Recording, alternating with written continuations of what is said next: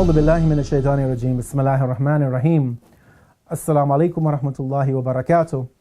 We're getting near to the end of our session on these hadith, on the importance of the Qur'an, on connecting to the Thaqalain, reconnecting to the Thaqalain, the Qur'an and the family of the Prophet. And in today's tradition from the sixth Imam, Imam Ja'far ibn Muhammad as-Sadiq, may God's peace and blessings be upon him, we want to reflect on the importance of how to recite the Qur'an. As we know, there is a way to do everything. There are norms to follow when we do many things in life. When we go to school, for example, we know we have a certain routine that we have to follow. When we go to work, we have certain things that we have to do. When we play sports, we know that there are certain rules that we have to follow. And it stands to reason that if this is how this temporal world is based, that even within the religion there are ways and norms of performing actions that the religion has encouraged and many times also obligated us for us to perform.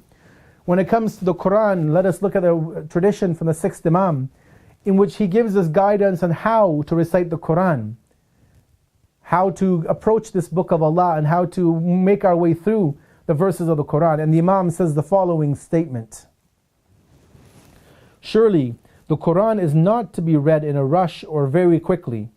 Rather, it should be recited in slow, measured portions. Whenever you reach a verse which talks about heaven, then stop at that verse and ask from Allah the bounties of heaven. And whenever you reach a verse which speaks about the hell, then stop at that verse and seek protection from Allah from the hellfire and the punishment.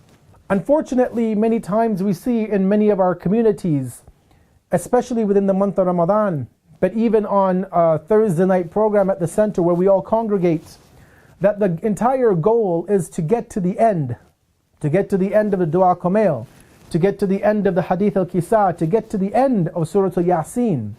In the month of Ramadan, the goal is to complete the Qur'an, to finish the Qur'an, to finish the 30 juz recitation within 30 days. Does it make a difference if we know what we say or we don't? Of course not. Does it matter that we recite the Qur'an incorrectly? Of course not. Does it matter that we have no clue of what we've just said? Of course not. And unfortunately, this is a tragedy that we as a community are plagued with, and it's something that we have to seriously look at ourselves and the way that we as a community are dealing with the Qur'an.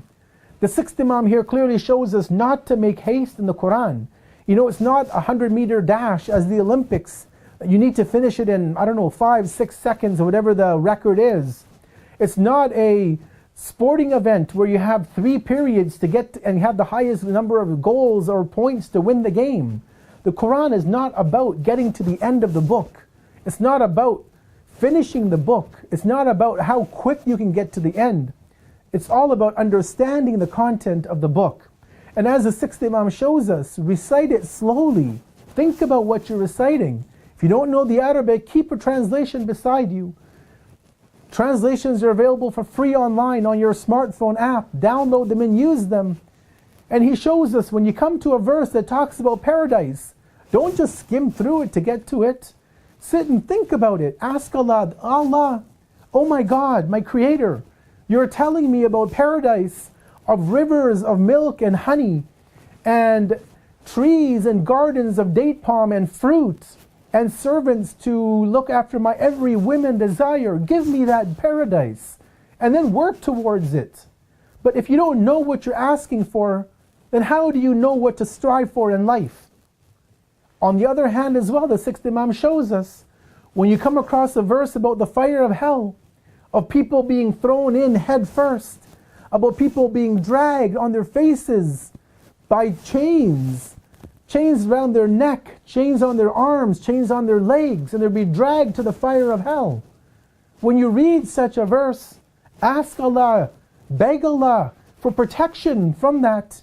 And not only ask Allah, but find out what it is that is bringing those people to hell and keep away from those actions. This is how we have to approach the book of Allah. Not just as a fable or a story to read or something to complete to get to the end. MashaAllah. Praise be to God, I finished the recitation of the Qur'an. Yeah, but what did you learn? Did you learn what the Qur'an talked about? Did you learn about oneness of God, the Tawheed? Did you learn about prophets, about imams, about the day of judgment, about your neighbors? Did you learn about taking care of humanity, of respecting your parents?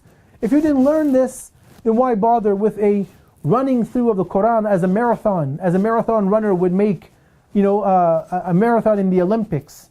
So when we read the Qur'an, let us remember the words of the sixth Imam, to work our way slowly in measured, calculated steps through the Qur'an to better appreciate and understand the message.